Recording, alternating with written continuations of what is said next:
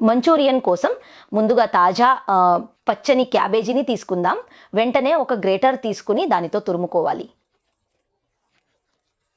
ఇప్పుడు క్యాబేజీలో సన్నగా తరిగిన పచ్చిమిర్చి, తురిమిన అల్లం, వెల్లుల్లి, మిరియాల పొడి వేద్దాం. కాశ్మీరీ కారం, రుచికి తగినంత ఉప్పు, గరం మసాలా, మైదా, కార్న్ స్టార్చ్ అన్నింటినీ తేలిగ్గా బాగా కలపాలి. కలిపాను. నేను ముందే బాణలిలో నూనె వేడికి పెట్టాను. బాల్స్ ను లేత బంగారు రంగు వచ్చే వరకు ఫ్రై చేద్దాం.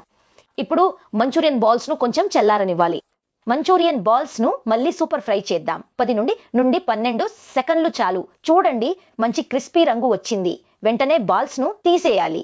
2 చెంచాల నూనె, అల్లం, పచ్చిమిర్చి, 2 ఉల్లిపాయలు, ఎరుపు, పసుపు, ఆకుపచ్చ క్యాప్సికం వేద్దాం. కొద్దిగా చీల్చిన పమిర్చి కూడా తీసుకున్నాను.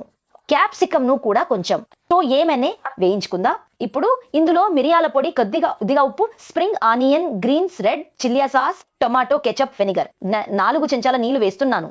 అయితే వెంటనే ఇందులో మన క్రిస్పీ మంచూరియన్లో టాల్స్ వేసేద్దాం.